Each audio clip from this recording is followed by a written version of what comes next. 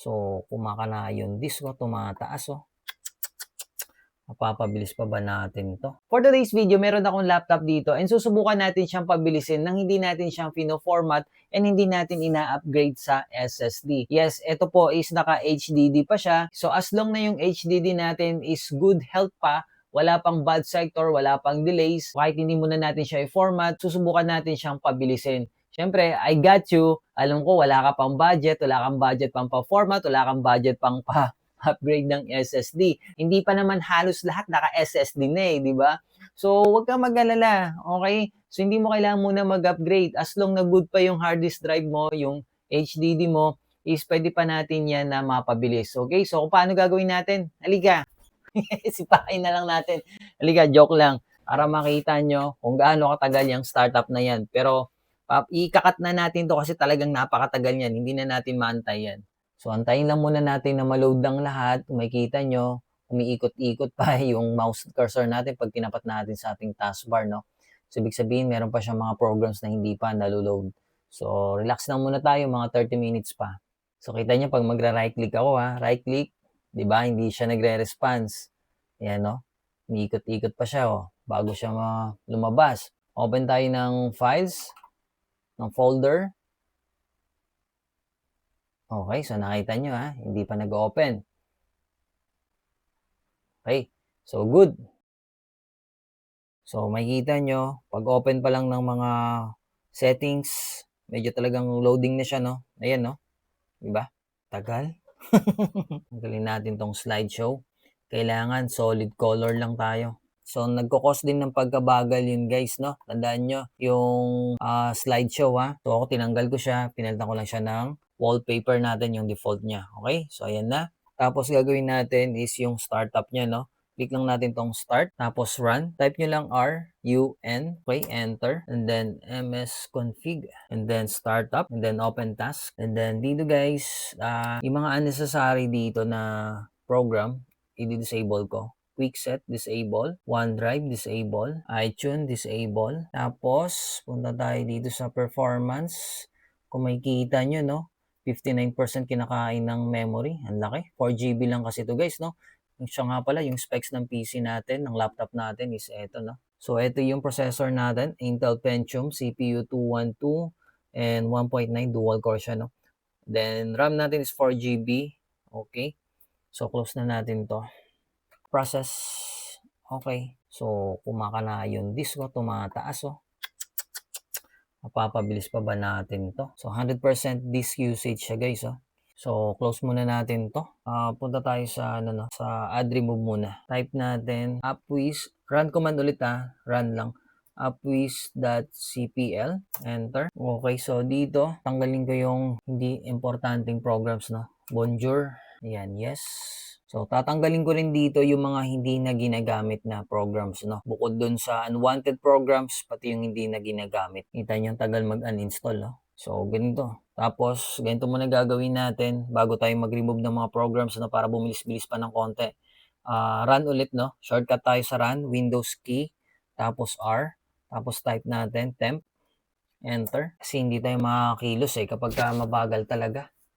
Gaya yan, tagal, Na-open din siya, tapos delete natin, So, temp pa lang yan, guys, yung binubura natin. Pero 10 minutes bago yan mag-open. Okay. And then, next tayo. Windows R ulit.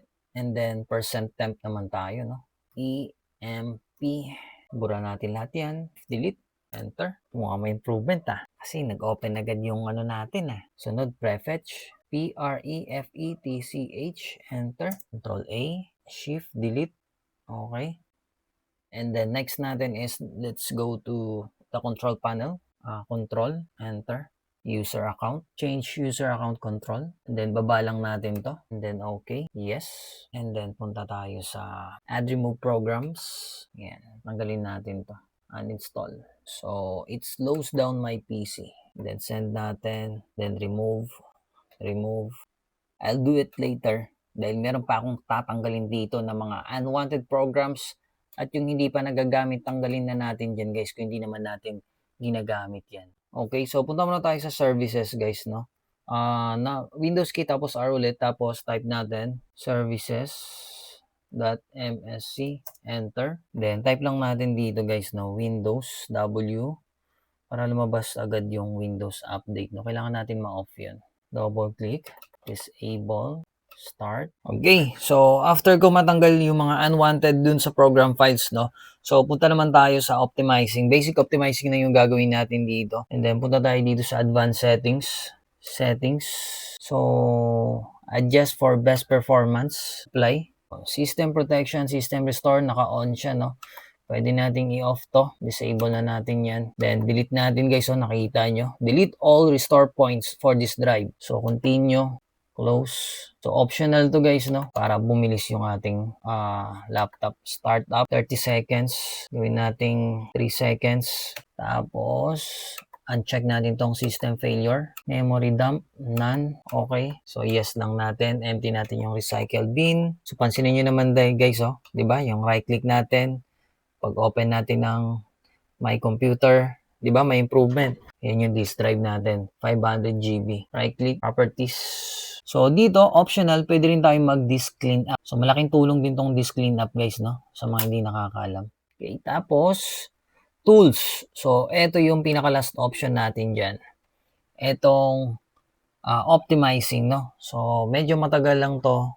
And then, analyze natin. So, after optimizing, guys, no? Close nyo na lang yan.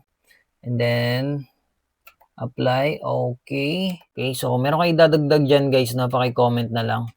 Right-click muna natin and then restart. So, check natin ulit yung Control-Shift-Escape sa process. Yan, tingnan natin yung hard disk niya. So, bumaba siya guys, no? Kita nyo naman. So, kanina nag-100% yan, di ba? Ayan na, bumababa pa ng bumababa, oh.